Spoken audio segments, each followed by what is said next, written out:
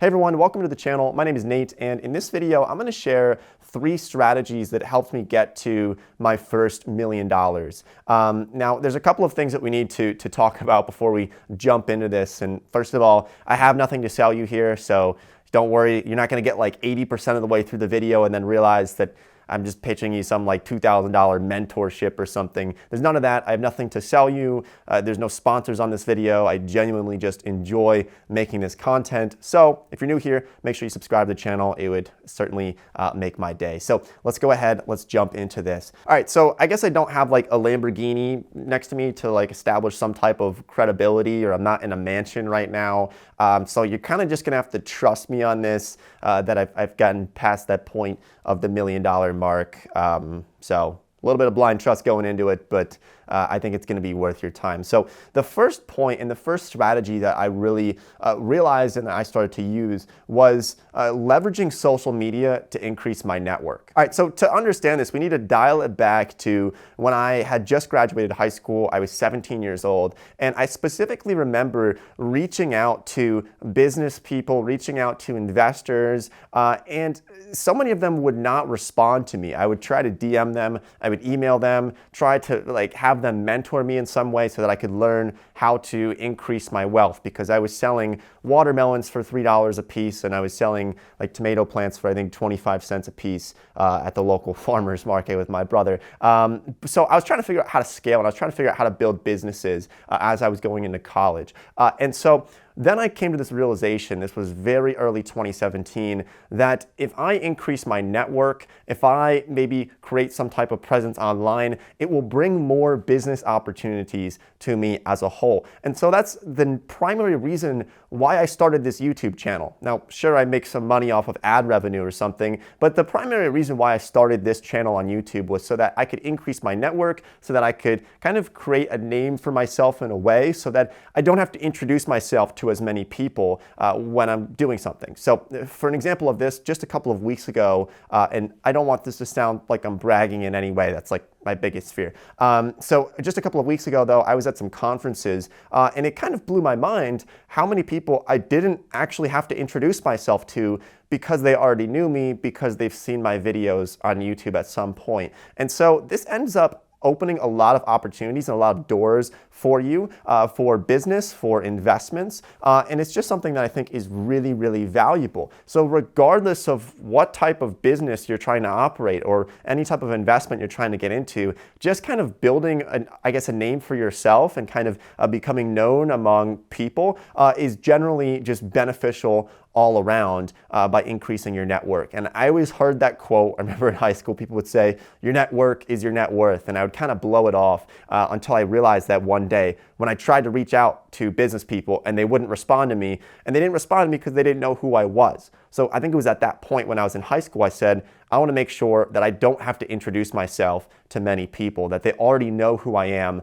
and maybe trust me in some way, and therefore they can present more opportunities to me. So just that alone, I mean, I've had so many people come to me where we've become friends and we've started businesses together because they found me through YouTube, or I've invested into their companies and they've succeeded. And so just from that alone, it helped me get far past that $1 million mark just from those networking opportunities. So that's something that I would certainly recommend to anyone, regardless of any type of business that you are running or launching. Okay, so now the second piece of advice, or the second strategy that I think I learned, it's actually somewhat similar to the first one, yet still pretty different. And that's by understanding that in business or investing, it's really not a zero-sum game, meaning that somebody doesn't have to lose in order for you to win in business. And I think once you understand this, you can really expand quite a bit and very, very quickly. So I remember when I first started with some of my businesses, it was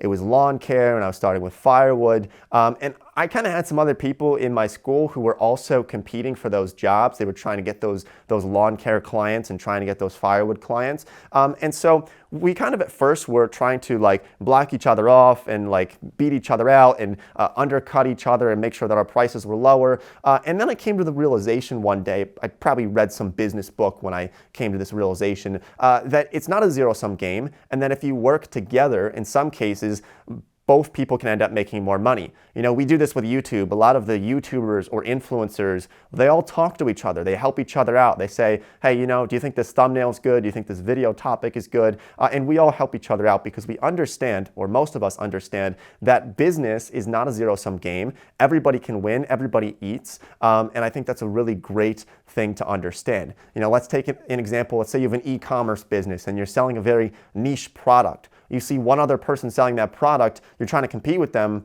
What if one day you just call them up and say, hey, you know, I know we have very similar businesses.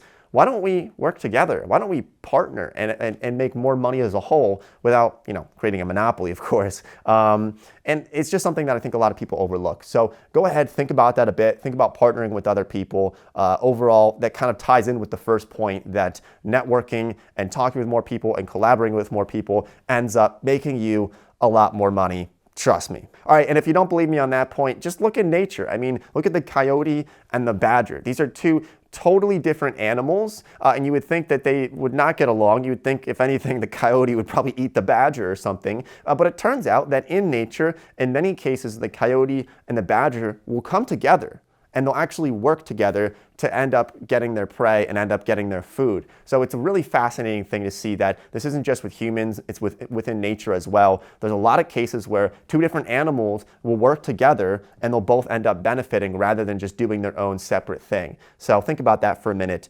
before we go on to the next point. Okay, now the third point that I want to bring up here and the third strategy that I used was understanding the three different levels within any business and realizing that if you want to scale a business, you're probably going to hit this bottleneck, and it's really, really detrimental to any business. And so that's by, I think I got this from the E-Myth. It's a really good book. I would highly recommend it. But there are three basic levels of people in any business. So we have the technician, we have the manager, and then we have the entrepreneur or the business owner / visionary. So each one of these levels is crucial to understand if you want to scale your business, especially past $1 million.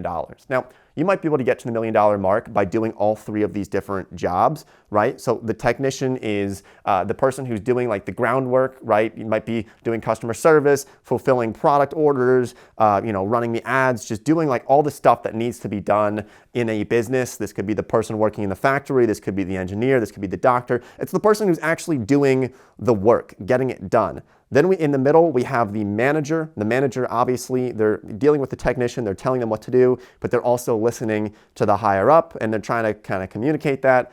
Being a manager is not very fun. If you're a manager, you probably know what I'm talking about. It can be pretty stressful. And then at the top, we have the entrepreneur / business owner. And this is the person who is likely going to be deciding, hey, where do we take this company in the future? How do we increase profitability? How do we create new products and make sure that we end up taking more market share? So the problem here that a lot of people face in business is that they try to do all three. And you can do it at first for your first $100,000 or maybe your first $1 million. But if you want to scale past that, you're going to end up hitting bottlenecks where you're trying to do all the jobs and it just doesn't work. And you end up spending all of your time doing it. And you end up burning out in business. And so this is what happened to me back in 2019. I was trying to do the technical work, right? I was trying to fulfill products. I was trying to, you know, even make this, you know, YouTube videos for this channel. I was trying to do everything myself and launch other channels and everything else. And it was just really, really hectic. So what I started doing is I said, I have to outsource the technical work. I have to outsource the managerial work so that I can focus all of my time on just thinking where to take the business next and, you know, become more profitable, make more money, and grow new businesses, launch new businesses. I want to spend all my time doing that job at the top. I want to do all my time being the entrepreneur, the business owner, not the person who's doing the actual work. And just trying to separate those two, really difficult, but it's something that you need to do if you want to get past that $1 million mark. You know, if you want to scale past $2, $3, $4 million, you need to understand those three layers of business, and you need to start outsourcing a lot of that work, including the manager work. So yeah, it's a big process. It's a big hurdle, but it's the next one that you'll find in business if you are quickly approaching that $1 million mark. So I hope you found some value in this video. If you did, make sure you subscribe to the channel, follow me on Instagram. I'd really appreciate it. And I'll see everybody in next week's video.